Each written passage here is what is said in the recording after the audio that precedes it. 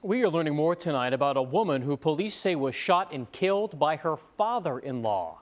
Christine Moyer lived in Galena, but she was shot at a wedding reception near Chicago. Rodney Dunnigan is here following this tonight. Rodney? Mike, this is certainly a heartbreaking story. In Christine Moyer's obituary, she's remembered as a loving mother of 2 children who was focused on her faith and her education. She was also an avid reader who started her career in journalism before moving to work at Abbott, where she spent the last 11 years.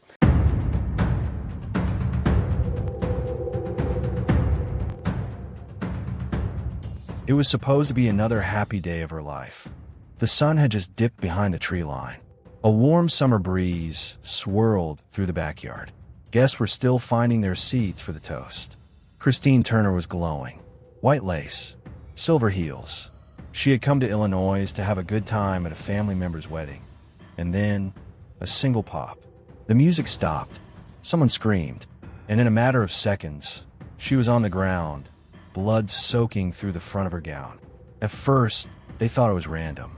A freak attack. A tragic accident. But behind that gun was a man who'd smiled through family dinners, someone she'd once trusted enough to call dad. What could push a man to shoot his daughter-in-law in front of 100 witnesses at a wedding day? Welcome to Evil Crime Cases. Thanks for subscribing to our channel. Please like and share our videos, and don't forget to share your thoughts in the comment section. Now let's get back to the details of the case. The truth, as detectives would soon learn, didn't begin that evening. It started long before the first guest ever arrived.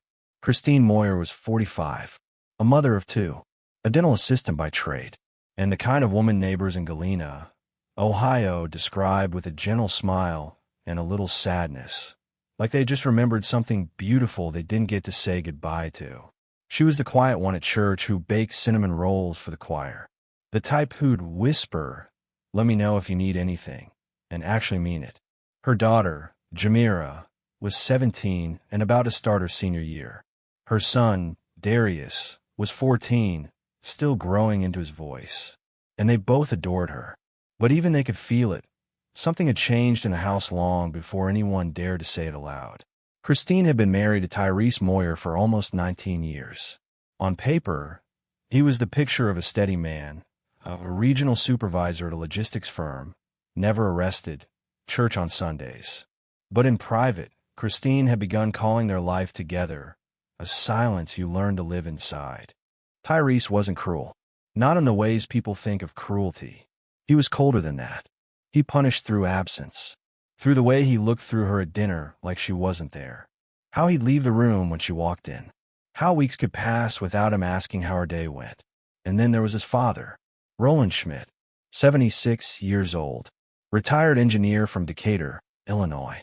A man who wore pressed shirts, even on Saturdays, and smiled like it cost him something. He'd call Christine Missy, a nickname he gave her that no one else used. She hated it, said it made her feel like a child, like a servant, like property. But she never corrected him. For years, Roland kept his distance. Then, after Tyrese got passed over for a promotion in late 2023, Roland started visiting more often. Always unannounced. Always at dusk. He wouldn't sit. He'd just pace the kitchen and talk about the kids, the house, the kind of women who forgot how to respect their husbands. Christine kept notes of those visits, just in case. She told her sister once, "It's like he thinks the house belongs to him, too." On March 2nd, 2024, Christine filed for divorce. She left the paper on the kitchen counter. Didn't hide it. Didn't wait. She had tried therapy, church, separation. Nothing changed. The kids saw it. Jamira said, "I don't think Dad's going to say anything." She was right. Tonight, this story is getting attention across the country. Investigators say that Roland Schmidt shot Moyer on Friday night. They sat together during a wedding, and then when it was over, they got into a fight over divorce paperwork that Moyer had filed against the shooter's son. Police say Moyer was shot in the head as she was talking to another family member. Police say the shooter had planned to attack her for about a week. He's being held tonight in jail without bond. Moyer and her husband had been married for about 15 years. According Court records, the divorce papers were filed earlier this month. We spoke with Moyer's neighbors who call her super sweet. A spokesperson for Abbott also sent us a statement saying, in part, "We are heartbroken over this tragedy. Christine was a beloved colleague for more than a decade, and we are devastated by her loss. Our hearts go out to her children." Moyer's funeral is set to happen this weekend in Illinois. Of course, we will continue to follow this case. Tyrese never responded. He didn't yell, didn't beg. He just stopped speaking to her. 14 days of silence. No eye contact. No arguments. Just his shape moving through the house like a shadow. The children ate dinner in the living room. Christine slept with the door locked. But Roland, he had something to say. He showed up the following Sunday. Not with Bible verses or pleasantries, but with a simple line. A good wife waits. A smart one learns her place. Christine didn't answer him. She just walked past him and locked the bathroom door. And she told Jamira, quietly, almost like a secret, "Don't ever stay where you don't feel safe. Not for anyone." If you were Christine, standing in the home you once built with love, surrounded by the people who said they'd protect you, and now you weren't sure who might hurt you first, what would you do? The reception hall at the Marriott in Schaumburg glowed under a canopy of golden chandeliers. Laughter ricocheted off crystal glassware. Napkins folded like swans. Music from a live quartet swelled as relatives swayed, half dancing between tables. Outside, dusk settled like a velvet curtain. Inside, no one noticed the temperature drop at table 9. Christine wore a navy blue wrap dress, her late mother's favorite color, and sat sandwiched between cousins. She smiled when spoken to, raised her glass politely, and complimented the bride's shoes. But her shoulders never truly relaxed. Every few minutes, she glanced toward the entrance, watching for taillights that never came. And then Roland arrived. Pressed navy suit, polished loafers, not a strand out of place. He walked in alone, coat slung over one arm, scanning the room as if he owned it. And when his eyes met hers, he didn't smile. He nodded, like a man spotting his seat at court. There was only one empty chair left at table 9. It was next to Christine. She stiffened, but said nothing. The rest of the table welcomed him with casual familiarity. Toast resumed. Clinks of silverware on china filled the awkward space between them. He leaned close, too close. "Still driving that old SUV?" he asked quietly. Christine kept her voice even. "Traded it in for something that doesn't leak." Shame. That car had memories. His words felt harmless. But his tone, it had weight. The kind you don't feel until it settles. Jane, seated across from them, stole glances. The bride's cousin. Sharp, observant, and just young enough to pretend she wasn't watching. But she caught every flicker of Christine's discomfort. The fork clenched too tightly. The way she dabbed at her dry lips between courses. The tremor in her laugh when Roland brushed against her arm. A laugh that didn't reach her eyes. Beneath the linen tablecloth, Christine's foot kept moving, a silent metronome to her own unease. She wasn't scared of him. Not exactly. She just didn't trust what silence might be keeping warm inside him. 3 days earlier, her attorney had sent the final divorce packet to Roland's work address. Certified mail. No response. No acknowledgement. He hadn't even brought it up. But now here he was, pretending like it never happened. "The music's nice," she offered, reaching for neutrality. "Too loud," he replied, eyes scanning the room. "But some people like distraction. Makes it easier to avoid real things." Across the room, the newlyweds took the dance floor. Back at table 9, no one noticed Roland's hand curl around the stem of his wine glass, gripping, loosening, gripping again.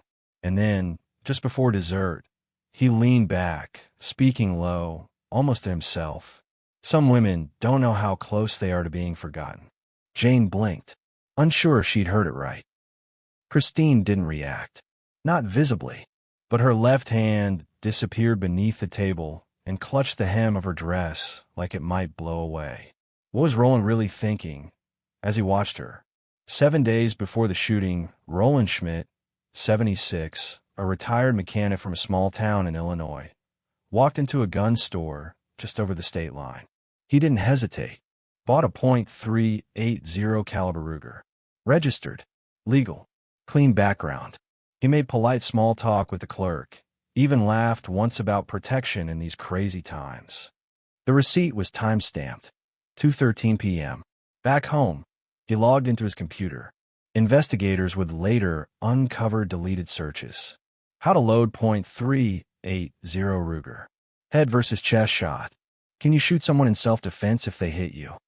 Christine had never hit anyone. 3 days before the wedding, Roland called his son, Tyrese. They talked for 13 minutes. Call records show the conversation ended without a goodbye. Just a long silence. Then the line went dead. When detectives asked Tyrese what was said, he refused to answer. It's private, he told them. Family business. But the tension had already rippled through the family by then. Christine had filed for divorce, and Roland had found out. We can only guess what that discovery did inside a man like him. A man raised in the generation that didn't speak their wounds aloud. A man who believed divorce was a disgrace, a failure, not just of marriage, but of manhood. Maybe he saw Christine's independence as betrayal.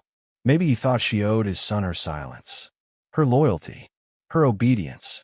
Maybe Roland was scared of being replaced, of becoming invisible, of losing the only family system he knew. Because Christine wasn't just divorcing Tyrese. She was stepping away from the family that had swallowed years of her life. Walking away from the dinners she cooked, the birthdays she hosted, the decades she stayed. And Roland? He was already planning how she wouldn't. Surveillance footage from the Marriott's underground parking lot showed Roland's silver Ford sedan arriving nearly 2 hours before the wedding began. He parked in a corner slot, one with poor lighting and no direct camera view. But what stood out wasn't his arrival.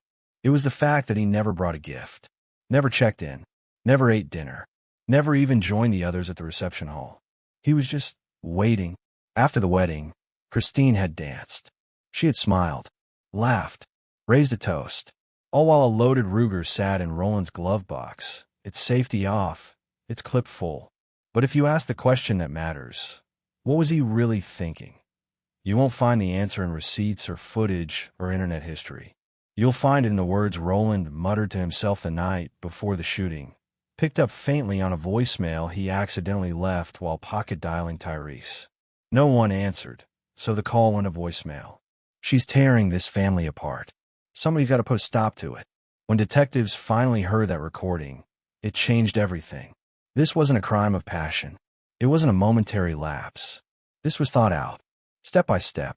And that voicemail, that was intent. That was motive. That was premeditation. But premeditation means something else, too. It means a man like Roland didn't just bring a gun to a wedding. He brought a decision. So the only question left is this. What exactly did he come to end? The music was still playing inside. Laughter, glass clinking, the sound of a wedding still breathing. Christine walked out alone. She held her purse in one hand, shoes in the other. Her phone buzzed. Another missed call from her sister. She was supposed to meet someone by the car, maybe grab something she forgot. Nobody knows exactly why she stepped outside just then. What is known as this? Roland followed, one step behind her. He didn't run. He didn't shout. He just walked, methodically, like he'd already made peace with what would come next. From the reception doors, the bride's laughter faded. Inside, they were toasting the night. Outside, Christine turned around and saw him. And then he brought out his gun and fired. A shot. No warning. Christine collapsed. The phone clattered next to her. The screen still lit. Her sister's name glowing. Blood seeped across the pavement, fast and wide. Then people started. Screaming. Shouts for help. A man yelling, "Call 911." Another yelling, "Roland, what the hell?" Roland stood over her, motionless. He didn't run. He didn't drop the gun. He just stood there. A guest tackled him from behind, an off-duty deputy who had been part of the wedding. Another man grabbed the weapon, shaking. When officers arrived minutes later, they found Roland pinned to the ground, face to the concrete, still expressionless. Christine was gone, and inside, the wedding collapsed into sobs. The bride was barefoot, screaming, her dress stained, first with wine, then with blood. The DJ cut the music. The cake remained untouched. A child clung to her mother, asking, "Why is everyone crying?" Marcus dropped to his knees in the parking lot. He shook her, called her name, over and over, as if volume could wake the dead. 1 hour earlier, she had danced. Now, her body was covered in a sheet. Roland sat in the back of a patrol car, staring straight ahead, not blinking, not speaking, not resisting. There were no tears, no explanation. In that instant, a family's world didn't just change. It shattered. By 10:22 p.m., the music at the reception had stopped. A woman lay face down in the parking lot, blood pooled beside her head, her wedding guest name tag still pinned to her dress. The Chambord police were the first to arrive. The call had come in as the shots fired. Woman down, male suspect restrained. Officers pulled up to chaos. Heels scattered on concrete, guests screaming, a bloodstained boutonniere drifting beneath a parked car. Roland was already on the ground, tackled by 2 men who didn't wait for backup. One was Christine's cousin. The other had been pouring drinks just 15 minutes earlier. What kind of man brings a gun to a wedding? One witness muttered under their breath. The firearm, a black Glock 43, lay a few feet from Roland's hand, one bullet missing from the chamber. Officers secured quickly. Inside the crime scene tape, a single shell casing shimmered under the lot's overhead light. A CSI tech marked it as item 002. Christine's body lay near the curb. Shot once, execution style, at close range. The bullet entered behind the left ear, exiting just above her right cheekbone. She died almost instantly. No time to scream, the medical examiner later said. He wanted her silent.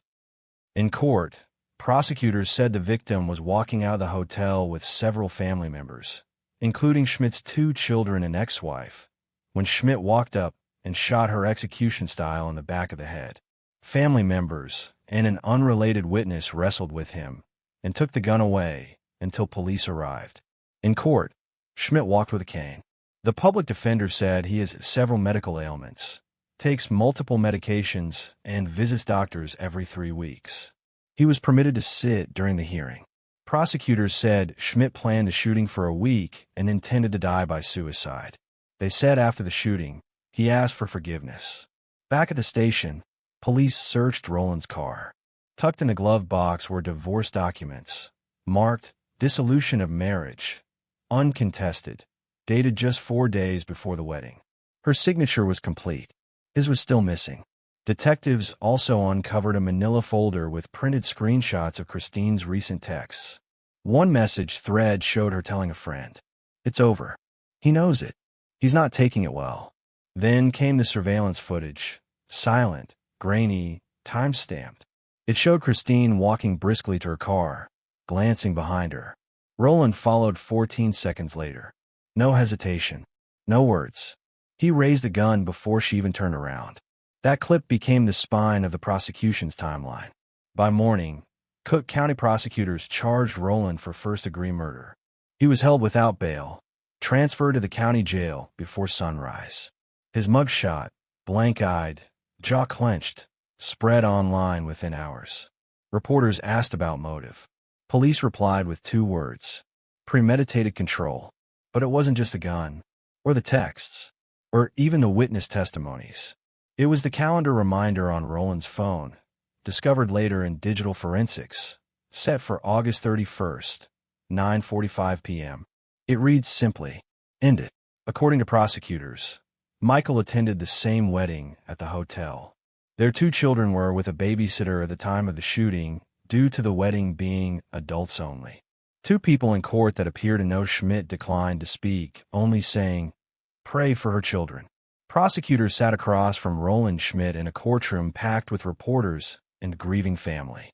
The judge, Ellen Mandeltort, presided over the detention hearing. She called in the facts swiftly. Schmidt had attended a family wedding with his son and daughter-in-law, then followed her outside and shot her in the head, police said. Police and prosecutors described the act as execution style and charged Schmidt with first-degree murder. Mandeltort did not hesitate. Citing danger to the public and the victim's family, She ordered Schmidt held without bail, sentencing him to remain in the Cook County Jail during the trial. Her words echoed. He executed her in the presence of her own family. Why do men resort to violence against women when they are no longer in control? That's the question that remains, because in January 2023, a Utah man, just weeks after his wife filed for divorce, murdered 7 members of his own family, including children, and then took his own life. Family members had reported tension. Divorce filings went silent. The attack was swift, brutal, and rooted in fear of loss. Investigators later confirmed abuse allegations and divorce petitions had been brewing for months. A few years earlier in Wisconsin, a father murdered his 3 daughters after his ex-wife filed for divorce and moved to another state. He later called her, coldly informing her of his violence.